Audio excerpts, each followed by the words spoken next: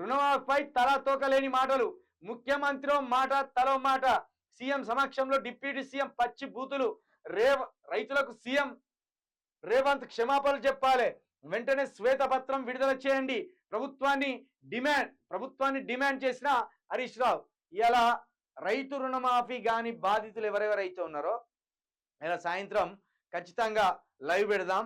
ఎందుకంటే నిన్న ముఖ్యమంత్రి గారు అనుకోని విధంగా ఒక వివాదాస్పద వ్యాఖ్యలు చేయడం వల్ల ఆయన మీద లైవ్ పెట్టినాం.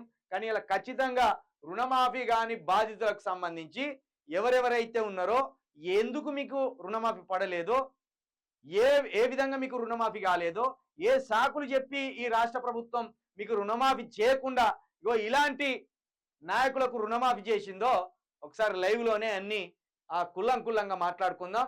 దయచేసి రుణమాఫీ కాని రైతులందరూ లైవ్లోకి వచ్చి ఆ సమస్యలని మనం లైవ్లో చెప్తే ఇది రాష్ట్ర ప్రభుత్వం దాకా తీసుకుపోయే ప్రయత్నం చేద్దాం.